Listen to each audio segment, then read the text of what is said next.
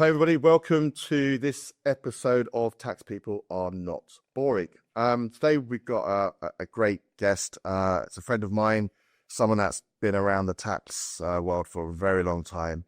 But more importantly, they have done so much more outside of tax that is really quite fascinating. I'm really excited to explore, this session today. So, Joe, do you have a question? I do. Geoff, are tax people boring? Well, first of all, thank you very much for inviting me to this podcast. It's great to be here. Very pleased to be here. Joe, no, I don't think tax people are any more boring or non-boring than anybody else. I mean, some people might say that people get into tax because it's nice and safe. You have a career for life. But if you look at what's going on in tax at the moment, how much is changing and how many entrepreneurs, at least two of which are on this call, are in the tax space, then it is, if it was boring once upon a time, it is certainly not boring anymore. Just on that, Geoff, you said career in tax, nice and safe. I think, tax is very, very challenging in that way. Do you think it is still safe with all the changes? No, not necessarily. I mean, there's different areas to tax, right? So there's the legal area, but which is still at the moment not particularly touched by technology, although I think AI could change that quite rapidly. However, we have seen the in-house, if you like, tax operations side now under attack, if that's the right way to look at it, for some time. But as part of a larger challenge being faced by most large organizations with technology.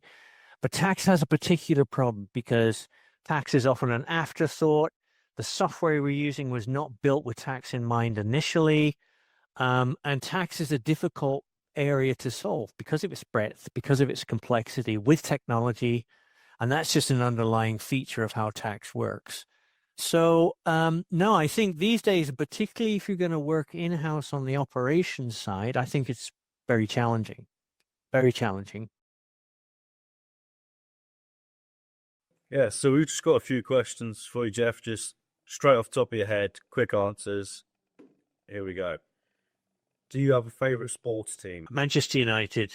Now you can probably hear I say that with a little bit of apologetic in my voice. Next one. So if you could only work from the office or from home, which would you choose? If I had to choose, it would be home. I genuinely believe you can be just as productive from home. And in some ways, Teams, conference calls, if you run them correctly, can actually be more productive than having people in a room because you can actually control the call better, particularly when you're doing deep dive technology. However, you mustn't forget, the benefits of people meeting face to face. And there are great things about being in the office as well. So if I had to choose one, I would say home. But I don't think that we should think about just one or the other. It should be a combination. Okay, Geoff.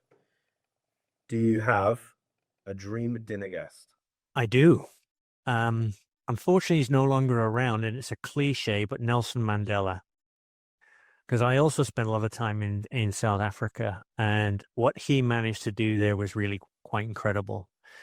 And it's a hypothetical question, of course, so the fact that he's not around doesn't really matter. But if I had to invite somebody who is still with us, I would say Stephen Fry or Tom Keane from Bloomberg Surveillance. The stuff that guy gets involved in is just incredible. Right, I've got probably the most important question. Who would win out of a fight between a lion and a bear? A lion and a bear. Well, let's go with the grizzly bear. If it's a grizzly bear and a lion, then their weaponry is about equal in terms of teeth and claws. So I think in the end, what would make a difference is size and strength. And actually, a fully grown grizzly bear is about twice the weight of a lion, of a fully grown male lion. So I honestly think that the heavier animal would win in the end. So probably the grizzly bear. Oh, I disagree. I think it'll come down to speed. I think the lion could probably take it. Have you seen me run 100 meters? I'm not slowing. I'm not slowing. I've been called a, well, let's not go that way.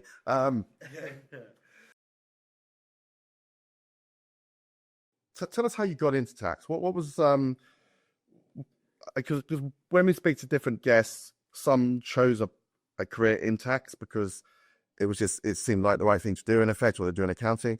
Others literally fell into it. So for example, myself, I was an IT guy and I fell into tax. So how did you get into tax, and tell us a bit about that career? Well, similar to you, Andrew, I came from the technical side first. Actually, the business side via technology and tax came third. So I do consider myself 100% modern tax professional, but of course my bent is technology rather than tax. I don't have a tax degree. I'm not a tax lawyer. I can't practice tax, for example. But these days, with technology playing such a huge role, I do consider myself a complete tax professional.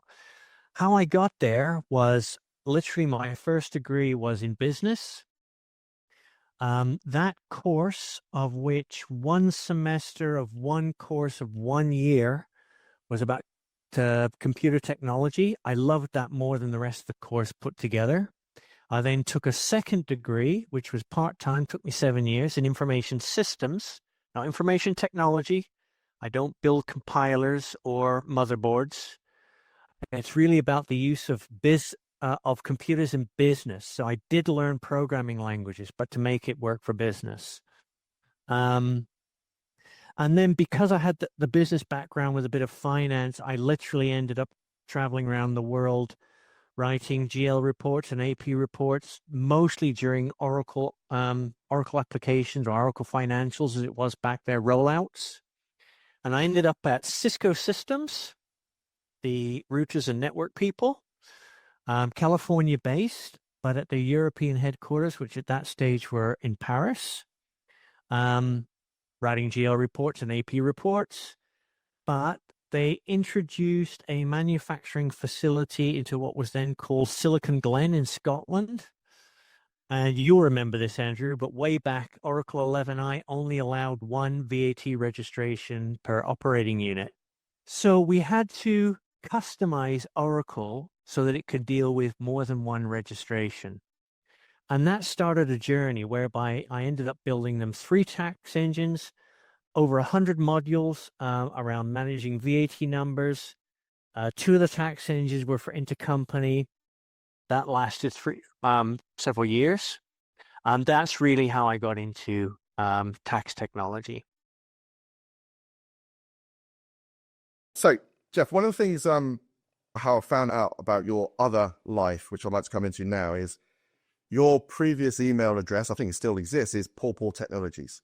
And I said, why Technology. Why technology? Why Paw? What's that about? So, can you explain the Paw, and hopefully this lead into this this second life that you have? Paw came from Peck and Wilson protecting African wildlife. So literally that's where it came from. My other side, if you like, is that I did live in Johannesburg for a long time, for 8 years, way back. I got there on a truck from London to Johannesburg, 18 weeks overland, 13 African countries. Got to Johannesburg, got stuck there. Actually, I was supposed to get a boat to South America, never came. So I ended up being stuck there for 8 years. But shortly after we arrived, one of the people that we traveled on the truck with got a job in an area of Botswana called the Tuli Block. And it sits right there on the South African border with Zimbabwe as well. It's like a little triangle shaped. And it's an area of private game reserves. So we went up one evening. It was over Christmas, New Year, so everybody's on holiday. She said, the owner's away. I'm working here. Just come up and join us. So we drove up, 4 of us. And it was just the most magical experience of my life. We arrived there. It's a balmy evening. It's dusk. The Limpopo River was dry. We drove across it in a green Land Rover. We got into the bush. We're sitting up. We've got the African air blowing on our faces. It's dusk, so we can just about see a herd of zebra over there and some giraffe over there. Then some African guys came out of the bush, and there was a whole conversation going on in Afrikaans, which I couldn't understand. It's also the only time in my life I did a bit of astrology study as well. You know, when the Earth moves through space, it actually leaves a trail in the sky. It's not cloud. It's not, it's like an asteroid leaves a trail. It's little tiny particles of dust. That evening was the only time in my life I've actually seen Earth's trail through space. Then I said, right, one day I want to drive my own game vehicle in my own game reserve. It took me 26 years, but I did it. Great story. How often do you tend to go over there, Geoff? We've been getting down about once every 2 years, because what we've been doing, I have 3 children. So what we would do is book 12 places at the reserve for usually 11 full days, 12 nights. Takes 48 hours to get there and 48 hours to get back. So take 2 weeks, once every other year. Invite friends, other relatives, so extended family members, go down. Always try and invite 1 or 2 people who've never been to Africa so they could experience for themselves, and spend time at the reserve. So, for example, both of my sons could drive long wheelbase Land Cruisers amongst rhinos and elephants before they could drive a compact car on the roads in the UK, for example. I mean, where do you get that kind of experience? So it's been a huge part of me. I would honestly go so far to say it's, to a large extent, defined the relationship that I have with my children now. So yeah, it's been huge. I've been on safari, South Africa. I did both the private and the Kruger. And I was lucky enough that I did it with my grandfather, and we did a tour of South Africa, and it was a great that bonding session with my grandfather to know him, and it was magical in that way alone.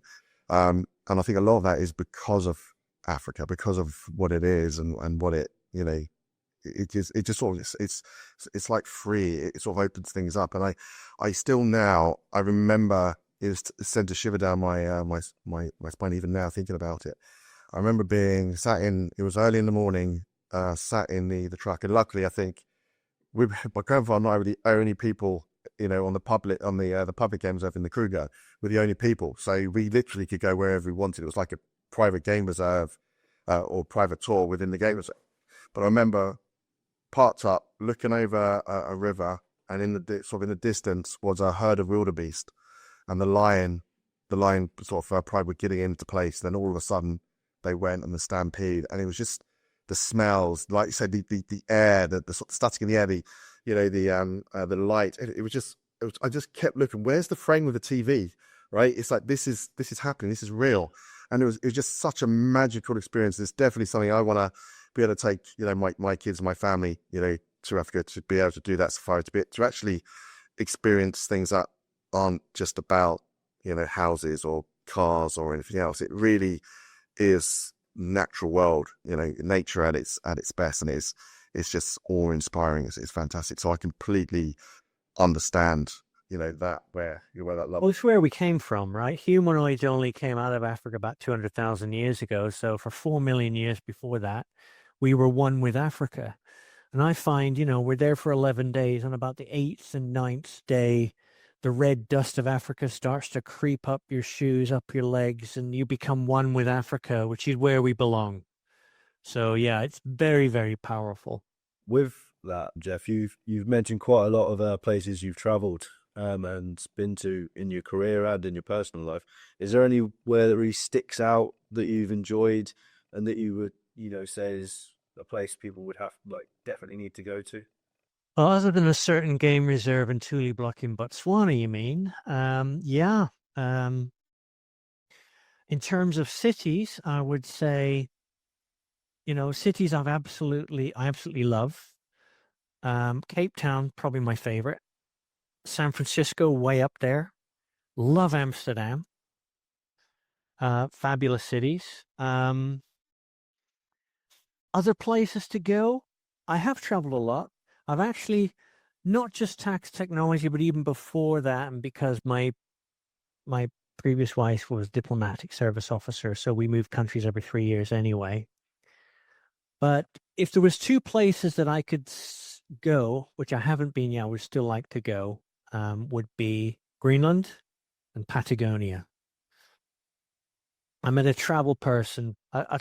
She was a travel writer, and she had really been everywhere. And I asked her what were her two favorite places on the planet.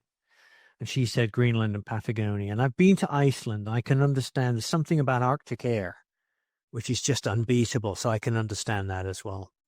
Yeah, I think yeah, I was in Iceland actually earlier this year. It's beautiful. And I think my daughter sort of said, she said it's like a barbaric beauty. Is and what I think she was trying to say is that everything's so beautiful, but there's like this, it's so rugged, it's so raw that it's, you couldn't necessarily just live there and survive. It's the environment ultimately, will kill you because of, the weather and the way the land sort of formed, but it is so beautiful, and it's like a juxtaposition in that. What about Geoff? Obviously, with all this travel, and I think going back to sort of attacks, where I think it's so important that you get information. If you're looking at transformation, if you actually get the information, have you found through your travels, through, for example, the game reserve, anything that has actually helped you deliver your tax transformation better, but it's culture, the way things are done? No, I mean, I think you want a yes answer from me on that one, but I can't really give you that. What's really helped me with transformation, absolutely more than anything else, was doing 7 years of information system study and a couple of the reference books that I read way back then, not about technology per se, right? Like I say, compilers and motherboards, but the use of technology in business, that has been the absolute key trigger for me. So business background first, add it to that has really set me on the road to transformation. And I still think makes me kind of unique in the tax industry. Technology side, tax side, it's my unique value proposition, if you like. But even then, when I discovered the limits about technology, it was very hard for me to figure out what transformation was. It was my biggest challenge, in fact. It took me nearly a decade. And the first time, I thought with my background should be easy, right? But in fact, when I wrote my course, and as far as I know, I was still the first person to produce a tax technology course. It's now called Tax Technology and Transformation. The beginning was just as tax technology, certainly in Europe, and I think potentially in the world. So when I came to adding the transformation piece to that, I found that I couldn't do it. I wrote 2 pieces, which were technology. I got to the third piece, which was innovation. I couldn't write it. So stopped, left it a year, came back, tried to write it again, still couldn't write it. Then I signed up for a whole bunch of courses, websites, read some books, some great information out there. And what I discovered is there's 3 huge worlds out there, and they're already there. I didn't have to invent anything. There's a transformation world. There's a data world. So the data industry is huge, and like an octopus, there's 1,000 arms to it. And then the agile world, all of which are in the transformation space. So all I've had to do to bring transformation to tax is take those pieces from those worlds that already exist and just align them for tax. But it took a long, long time. And then there was the next problem, which is that the businesses that I'm trying to sell to transformation don't really understand it. And that was another set of challenges. Steve, I think I was speaking to someone recently, and we were talking about the problems with master data. And they said, literally 5 years I've been working transformation. I've achieved so much, but still just getting the business, I'm basically everyone's, when they see me come in, they basically run away, because they're still not doing things correctly. They don't understand it. I said, I don't understand why they don't realize how important master data is. And I said, Jonathan, what did you, before that 5 years, what were you doing? And he said, I was, sort of Big Four, tax advisory and everything else. And I said, go back that 5 years before you started on looking at all the master data and the cleanup and everything else. And, speaking to the guy, he really far advanced in terms of what needs to be done and everything else. I don't meet many people that really understand it to that level. But I said to him, I said, did you find this important 5 years ago? And he said, no, I wouldn't have cared about this at all. And I said, that's the problem, is that when people are doing their job, they only know or care about what they think. It's very, very difficult to be able to make someone see where the real problem is or where something needs to happen. Particularly if you are in that world all the time, everything's obvious to you. Whereas you then have to be able to break that down and convey it in a way to that other person who goes, oh, now I understand what you're saying, for them to act. And I think it's a really, really difficult thing to do. So how do you, when you are talking and trying, speaking to a CFO or someone that's part of a project for transformation, we've worked together on a couple of projects. How do you convince those people the importance? Yes, very difficult problem. And there's a couple of important things there that come out of it. One is that transformation has to be a journey, not a project. So there's been quite a bit of research around this. Be happy to share it with you if you like. But in particular, look up Dr. Corey Block. Really interesting. Basically produced a report in 2016 that said broader digital transformation efforts have an 84% failure rate, which they did because they tried to run it as a project. What we've discovered now is that it has to be a journey. And companies are culturally conservative. They want to protect their value proposition right now, of course, and they almost have built-in antibodies that go out and immediately attack anything that's a little bit too much outside the box, right?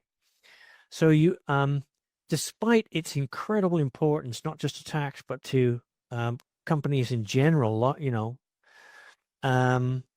you have to move them forward at no more than 2 to 5%. So be ahead of your customers by 2 to 5%, but no more than that. That means walking them through generally. And it won't be a straightforward journey either. There's many times when you're going to take 2 steps forward and 1 step back, and you're going to get derailed by somebody, in IT who's got a complete different view. But as long as you've set a trajectory, you've got a vision, you know where you're headed in the long term, and you're starting to build up the assets, the collateral that you need, the extra skills, the organization structures, agile methods, knowledge management, all those good things, digital tax control frameworks that work for digital ecosystems. Once you start to build up all those vital pieces, you will over time start to transform. And then it's painless, like the song, right? When the needle goes in, it doesn't hurt when it begins, but it hurts more and more as time goes on. But, over time, if you take transformation that way, it will become a painless, and you will wake up one day, 18 months, 2 years, 5 years from now and go, oh my goodness, look where we are.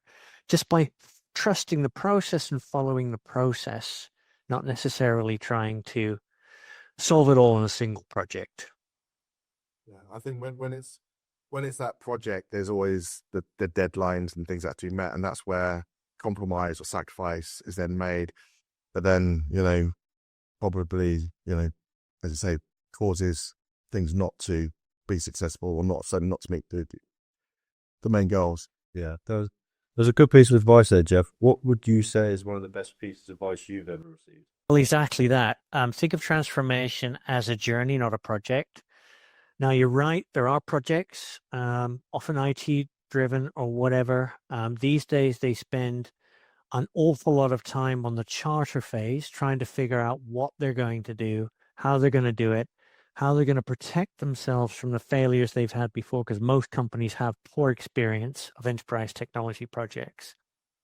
But what tax departments need to do and allocate a little bit of budget for is to set yourself up before those projects start, so that once the project starts, you're already in a position to help it springboard your transformation. So you don't, and it's a complete change in mindset. You don't buy technology, install it, and you transform, right? Which is the mindset at the moment. You start to build the collateral and tools that you need to transform, and then you take those into the project, and the project helps you embed them and springboard your transformation process. So it's a different way of thinking about it. There's not a lot of materials on that at the moment, but that's my aim for 2025 is to really get my hands around that and the right sort of services and products and tools to make that happen. What's your biggest ick? So the things that you don't like or things that annoy you when it comes to working in the tax world. For me, my biggest ick would be that there's a misconception that technology alone causes transformation. It doesn't. It needs to be people, process, technology, and data, all four components. When I talked about the 25%, even in there, people, process, technology, data, that's four components. If you only focus on the technology piece, that's only 25%.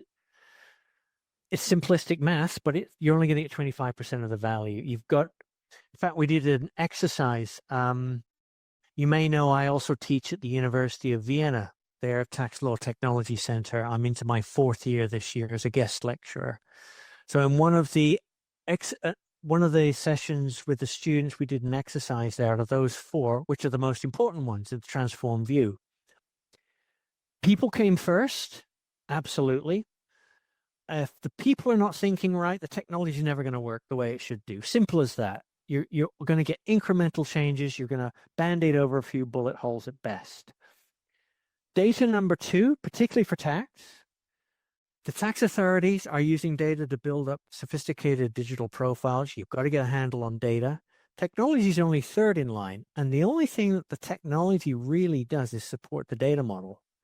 Now, if you think of the data model as a vast digital twin of your multinational organization that you can query instantly, then you need all kinds of technologies to maintain that. More technology you can normally shake a stick at, get your head around, massive amount. But the technology is there. It can be done if you think about it the right way. And then process actually comes last, which in the untransformed automation mindset, process comes first. We're automating processes using technology. That's not the way transformation works. So consequently, they're taking that automation mindset, spending vast sums of money, and not getting the results that they want, nothing like. So that's a big ick. That is a real struggle. I think, it's a really important thing. A lot of companies, let's just buy a bit of technology, it's going to solve everything. So it really starts with why, for sure. Why are we doing this? Why? Because we need our data right. How do we get the data right? What does good data look like? So it's asking those kind of questions, and that's where the real value is. And you're reporting, if you've got reporting problems, it's not the reports. That's symptomatic of other problems. It's a symptom. So again, you can treat a symptom, but it's not going to solve your root cause, your underlying issues. What's your biggest challenge, in getting companies to embrace the transformation? Or even if you get, say, tax bought in, but IT say no, for example, what is your biggest challenge?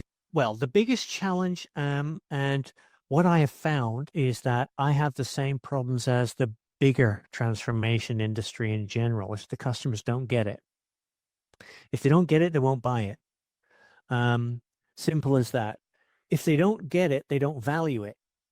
Even despite the fact that the evidence is there, if it culturally, so goes back to the old Peter Drucker statement, right? Culture eats strategy for breakfast. So if you culturally are conservative, then transformation is just too much out there. So that's why softly, feel as you go along, start to get results. That's why that's by far and away the most important thing. So my problem has been up to now that I didn't understand that actually. Once I figured out transformation, which probably took me 5 to 7 years, it's taken me another few years to figure out then how to deliver it.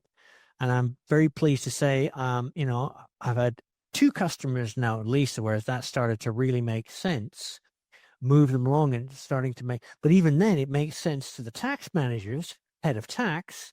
Does it make sense to the CFO? No, the CFO is another problem again, right? So it's a communication issue. So that is the bigger problem with transformation in general, is that most of the companies we work with are culturally incredibly conservative, and if they're going to stay up with the modern world, not just tax, but they have to get a little bit more flexible and stop thinking of IT as something that's over there and doesn't belong to us, somebody else's problem, right? IT is part and parcel of what we do on a day-to-day basis. If we are knowledge workers, AI is taking that to a whole new level, to levels that we don't even understand, can appreciate yet. So it really is time. Yeah, I think do, with that then, do you feel that when you are talking to a company, you almost have to have three different hats to talk to, the tax, the CFO, the IT, because I think the message is ultimately completely different. And I think, you look at technologies like AI or blockchain, right? I remember when blockchain came in, it was almost like, companies or IT departments had a blockchain hammer. They're just trying to hit everything to see if they could add blockchain to it. And it was like, no, you need to have the use case for it. But the point there, like with AI, it's like that's the buzzword. That's what people want to get into. So therefore, they're more likely to, embark on an AI, very costly AI project without necessarily knowing the real benefits, as opposed to a tax solution, which will have huge benefits because maybe they don't really understand tax or they're a little bit scared of tax. And so that's why they're like, well, I don't really understand that, so I'm not going to put my effort or time there. Whereas something that's a bit more shiny, that tends to draw their attention. Would you agree or have any comments on that? Absolutely. It's a very big issue. And the AI market surge at the moment is kind of the flavor of the month, right? Actually is diverting some people away from and AI is just another technology. It falls into the same mantra that, once you transform, then you don't care what technology comes through, be it blockchain, be it AI, so LLMs or other types of AI driven stuff coming forward. You need to be the new constant is change. So you need to be in a position where you've really taken that on board, and changes now are not unusual events. It's run of the mill process. There's you're dealing with it all the time, including new products. We talked about that earlier in the tax technology industry, right? So it's definitely a distraction. It's a shiny toy. People love to get in and have a play.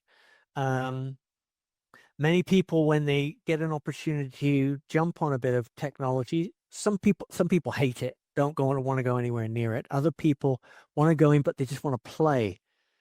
Other people, which I think is really kind of a waste of time, I've seen senior tax managers send somebody who's a tax professional with a little bit of interest in technology on a Python course. Waste of time. There are Python professionals out there. What you need to train the guy is to be digitally aware, tech savvy, and data literate, and know why Python is going to help the tax department, and then work with other people. Then you're going to get results. A tax guy with Python is, let's say he knows enough to be extremely dangerous, and that's about as far as it goes. If they're really lucky, they will get some incremental improvement, which the CFO is often happy enough with, by the way. But when we get that inflection point where that's no longer enough and the tax authority is starting to really hammer in-house tax managers, which will come, it's not enough. Not going to be anything like enough. And if you're not starting to prepare now, you're going to be behind the eight ball.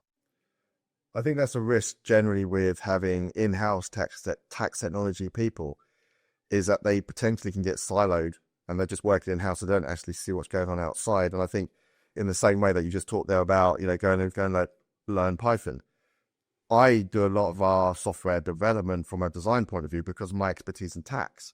I taught myself our low-code development tool, but my developers do all the work. I just know enough to say, no, don't say that's the only way it can be done, because I know it can be done a different way.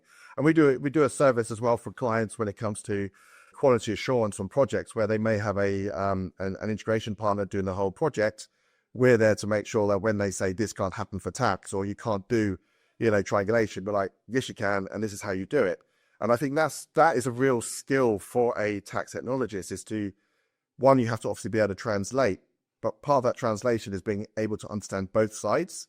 So therefore, when, something goes wrong or you're not quite sure, you can go, no, I'm going to investigate that, or I think that's wrong, rather than just going, oh, well, if that's what you say, I'll just do whatever you think. And I think that's ultimately where you can get those problems with you know, with tax software or tax design, because if you have too much knowledge, it's you know, in an area that is not your area, like say with Python, it's going to cause problems. Whereas if you don't have any at all, it's also going to cause problems. So what sort of systems are in place within like a high end of business where CEOs or like people head of departments can make sure that they're educating the right people within their departments to make sure that everything is going to be useful and people are learning skills they're not going to need in them instances? Is there any courses, books, anything like that out there that people could potentially look at to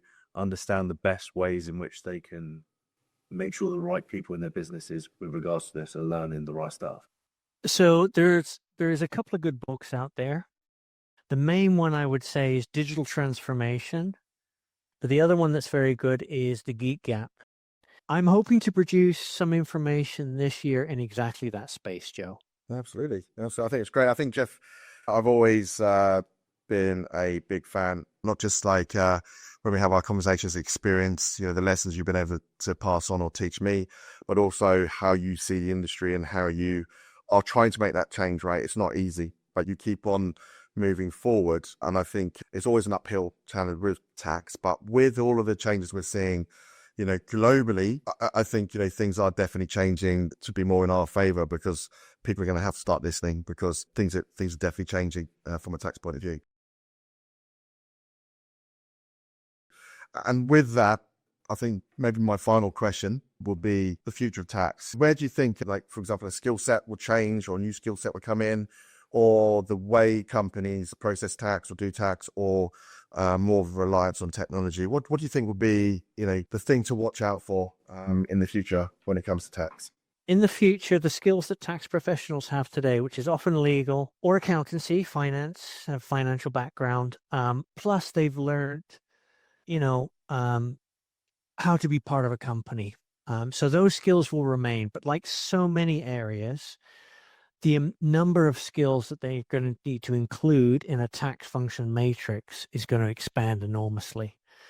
And if you draw a distinction between tax departments, which are still fairly traditional, and tax functions, which now include maybe people from IT who understand the tax piece, or even external and, you know, outsource, you know, the tax function for most companies is now quite broad and bigger. They need to get a handle of the whole thing across the entire tax function. So some new skills are going to come in. And I've mentioned a few of them around knowledge management, running agile workshops, bringing in basic technology skills. And by the way, transformation doesn't mean doing things different. It still means excellent technology. In fact, it means doing technology to the very highest quality that it can be done, but within a broader framework and for the right reasons. So these things are definitely going to happen. I think what we're going to see is eventually, if you remember when OECD brought out Tax Administration 3.0, it was pie in the sky at the time that tax authorities are going to reach into people's natural systems and pull the information out and tell them how much tax they have to pay. I don't think that will happen. There's always been a relationship between taxpayer and tax authority, at least in our liberal democracies there has. So that relationship, in my opinion, must stay. But what will happen is technology will make that flow of data touchless in the end. But that doesn't mean tax departments are going to disappear. The tax return preparer is definitely on the endangered species list, right? For sure. But by just being able to put that mechanism in place, which technology cannot do without, you know, a transformed tax person making sure that they're creating the ecosystem for it to happen that way, are then going to develop a whole bunch of other skills and capabilities around, you know, having eyes and ears over the whole organization. The CFO and CEO is going to be incredibly invaluable to them, right?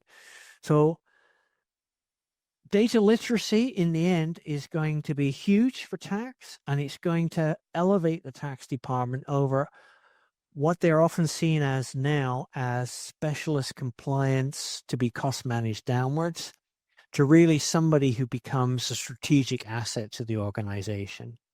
Those who don't make that transition are going to struggle. Those who make the transition, I think, have as an exciting a career ahead of them as anywhere else. I honestly do. Yeah, definitely. People quite wrongly assume that tax is a boring profession. I'd never done the same project twice. It's even if it's the same country, same applications, it's always different. It's always a different challenge. And I love the what I do. I love working in tax technology. You know, I'm never bored. So I think anybody in our industry, we certainly won't be out of a job. And with that, Geoff, I'm going to close off the podcast. But do you have any final things that you want to say? No, I would just say to anybody listening, say I have big plans for this year. Please sign up to my Transforming Your Tax Function newsletter in LinkedIn. That one gets any notifications first, or at least it's amongst the first group. So yeah, please sign up to the newsletter and get in early. Thanks, Geoff. That's absolutely fantastic. And I look forward to catching up soon. Cheers, Geoff.